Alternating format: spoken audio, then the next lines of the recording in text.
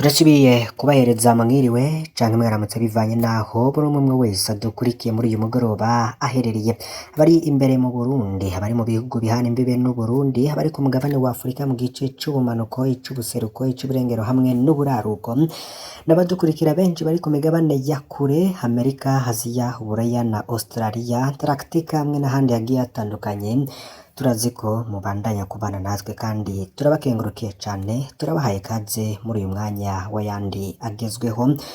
Turi kuwa Mungu kw'igenekerezo rya munani ukwezi ni Kigarama 2024.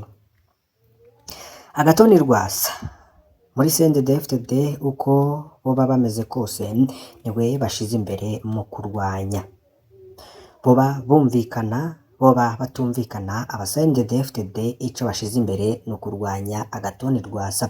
Ivyo rero vyatanguye mu mwaka w'ibihumbi 2020 aho hari amatora y'umukuru w'igihugu, abantu benshi bakemeza ko aya matora yoba yaribwe, Agathon Rwasa ari we ngo yaragiye kuba perezida w'igihugu c'u Burundi.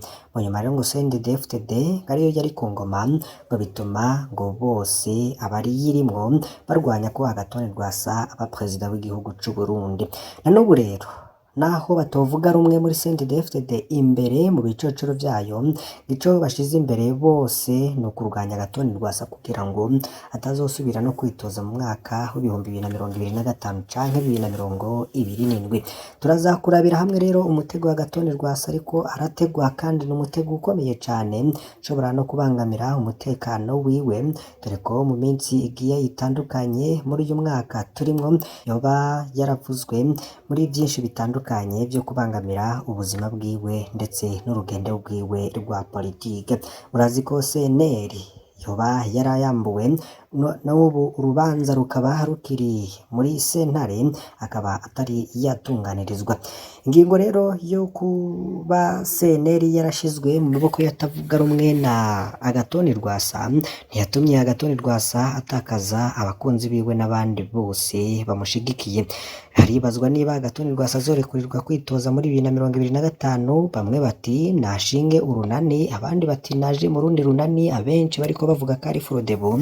Agathon Rwasa rero bikaba biboneka ko yoba agowe cane. Ingingo ya kabiri y'itegeko rya President Ndayishimiye ihamagarira abarundi kwitaba amatora ya 2025 irateye amakenga. Ivuga ibijanye no kwitoza kw'abigenga. Umuntu yararavye vyashikiye Agathon Rwasa n'abayoboke biwe muri mwaka 2024 yo kwibaza nimba iyo ngingo itashizwemo kugira ngo ibaragize CNL ya Agathon Rwasa. Hari umutego ukomeye rero muri iyo ngingo ya kabiri y'itegeko rituma amatora ya 2023 hegira iti abitoza mu matora y'abashinga amateka n'abajenama b'amakomine, aya barongoye imitumba n'abakenguza amateka batangwa n'imigambwe, inani z'imigambwe canke bakitoza nk'abigenga. Inani z'abigenga ntizirekuwe. Uwufatwa ko yigenga no witoza amaze n'imiburiburi umwaka atamugambwe n'umwe arimwo, akongera akemeza ko atamugambwe n'umwe yisunga, maze agashira ahabona imigambi yiwe bwite. Benshi bakavuga bati Agathon Rwasa yoba ariko arabangamirwa. Uwasanzwe rero ari mu rwego nyobozi rw'umugambwe ntarekuriwe kwitoza nk'uwigenga, kiretse rero ngo haciye imyaka 2 akuwe muri ayo mabanga canke atanze imihoho mu mugambwe yahoramwo. None kubera ko iyo ngingo ishobora kutorohera Agathon Rwasa nabo bari kumwe, reka navyo tubibasigurire. Mu gihe rero hogera muri Rusama 2025 Agathon Rwasa ataratsinda urubanza afise muri sentare nahinyuzwa, bizogorana rwose ko we nabo bari kumwe bitoza nk'abigenga kubera imvo zikurikira. Imvo ya mbere, ntibazoba barakwiza umwaka bavuye muri CNL, aho ni mu gihe bonafata n'ingingo yo kuyivamwo. Ingingo ya kabiri nuko ntibazoba bashobora no kwerekana ko bamaze imyaka 2 bavuye mu nzego za CNL. Ivyo bikunda ko CNL ya Agathon Rwasa ikora na n'urunani n'iyindi migambwe. Iki nticoroshe ariko tubabwire ko gishoboka. Iri tegeko rirabuza ko abigenga bagira urunani hagati yabo, naho bidatomowe biragoye kwibaza ko hokwemererwa urunani hagati y'abigenga n'imigambwe, mu gihe rero uwigenga ategerezwa kwerekana ko atamugambwe n'umwe yisunga. Umugambwe Frodebu rero waravuze ko uriko urubaka urunani na CNL ya Agathon Rwasa, mu gihe Agathon Rwasa rero atoba yaratsinze urubanza muri sentare nahinyuzwa, runo runani ntirushoboka kwitwa urunani. Ariko rero hariho ibishoboka. ibishoboka. Icya mbere ni uko Agathon Rwasa nabo bari kumwe butangaza ko binjiye muri Frodebu. Muri ico gihe rero boheza bakitoza nk'abanywanyi ba Frodebu, ariko aho naho bazoba bemeje ko batsinzwe mu rubanza rwabona CNL ya Nestor Girigushaka kubera batazoba bakiri aba CNL. Icya kabiri ni uko naho boba batatangaje ko bari muri Frodebu, umugambwe rero wokwemera kubashira ku ntonde zawo. Nta tegeko na rimwe rivuga ko umugambwe utegerezwa kwerekana ko abo ushize ku rutonde n'abanywanyi bayo. Umugambwe wose rero niwo umenya uko hubaka intonde zawo. Nuko mu gihe Frodebu na Codebu bo kubaka urunani nk'uko bivuga, boheza rero bagakora n'intonde ziriko abanywanyi ba CNL ya Agathon Rwasa batarinze kwandika ko urunani harimwo umugambwe CNL. No ngaho rero urunani nirwo rwikorera intonde zarwo, ntirutegerezwa kwerekana ko abo rushize ko ari abanywanyi b'iyo migambwe. CNDD-FDD yoba izemera ko Agathon Rwasa aronka aho aca mu kwitoza? Ico naco ni ikibazo. Kugeza ubu biraboneka ko kuva ahiganwe na Agathon Rwasa muri 2020 President Ndayishimiye atinya gose Agathon Rwasa. Inyifato ya Ndayishimiye rero ku bijanye na Rwasa isa niyemeza ko Ndayishimiye azi neza ko atatsinze amatora ya 2020. Ntivyumvikana n'ingene rero ryomubuza inzira zose zo kwitoza adafise ibanga rikomeye amuzikwa. Kuva muri 2023 turafise amasoko yo mw'iperereza atubwiye ko iperereza ryakoze amatoza adasanzwe mu ntara zose rica ritanga raporo y'ibanga ko habayeho ihiganwa rindi hagati ya Ndayishimiye na Rwasa, naho bogerageza kwiba bosanga Rwasa yabatsinze. Iyi raporo rero bivuga ko n'abanywanyi ba CNDD-FDD barimwo bazotora CNL ya Agathon Rwasa. Ni mpamvu rero hategerezwa gukorwa ibishoboka byose ngo Agathon Rwasa ntiyitoze.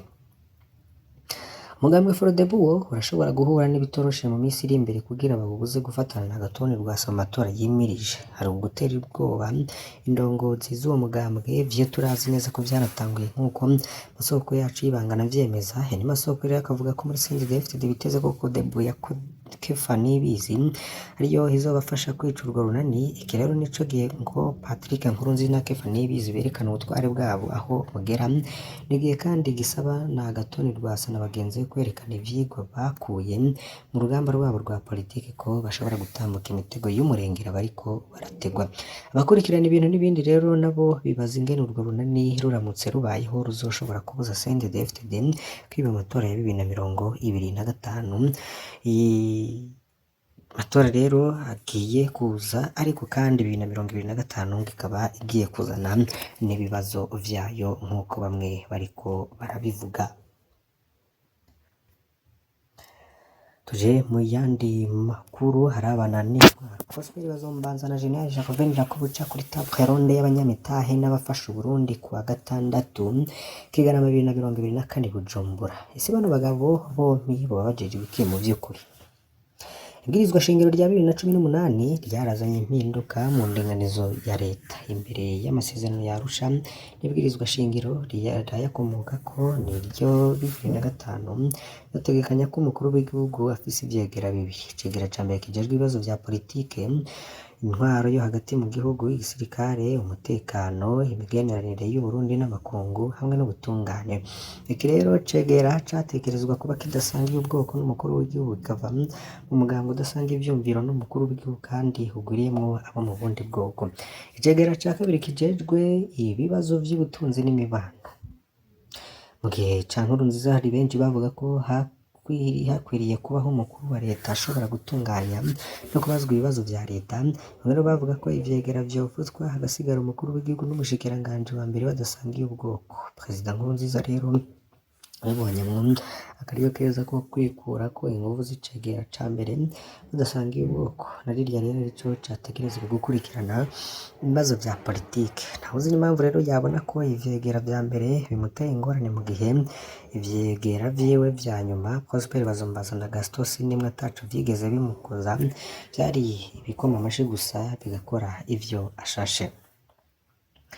Hari impinduka rero yabaye muri 2018 niho yiyumvira ibwirizwa shingiro rifite inguvu zose z'icegera ca mbere agisigara icegera kitagira ububasha na butoyi. Ni Prosper Bazombanza nta kintu na kimwe ajejwe, nta mushikiranganji n'umwe ashobora gusaba raporo, nta rwego na rumwe atwara, nta raporo n'imwe abazwa. Ni nk'agashurwe batereka muri salo kagashariza inzu.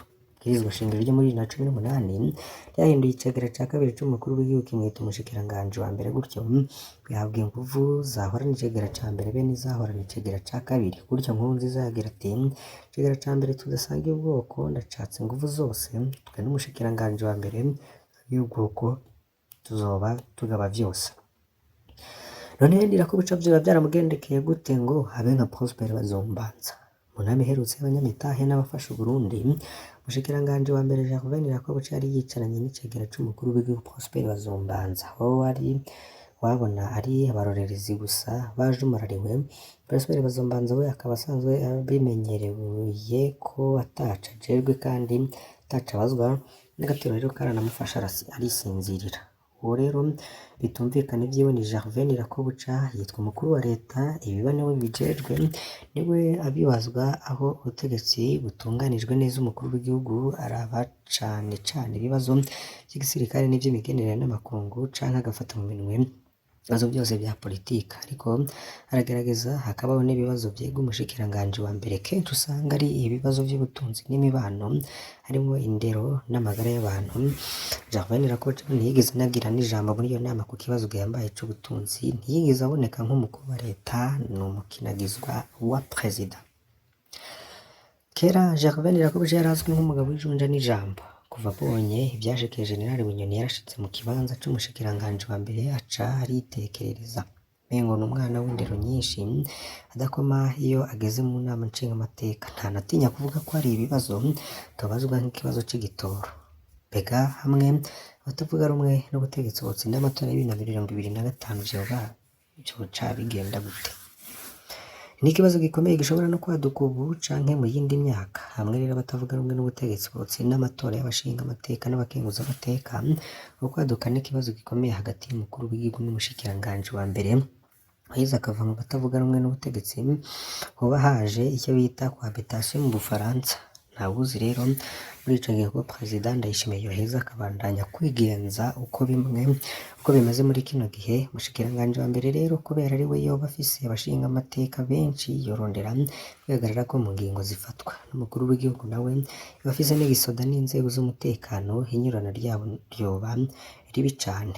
Umuntu rero aravye ingene Perezida Ndayishimiye yihaye ibibazo vyose, asigara yibaza impamvu tugumana icegera c'umukuru w'igihugu n'umushikiranganji wa mbere ataco bajejwe. Abategetsi rero bakaba batwara amafaranga menshi y'ubusa. Ko Ndayishimiye yoba yarafashwe vyose mu minwe, nibamuhe akorane n'abashikiranganji gusa, ariko nta neza y'igihugu kirimwo. Kwigungira ko amabanga yose bizotuma Ndayishimiye kwegera igihugu.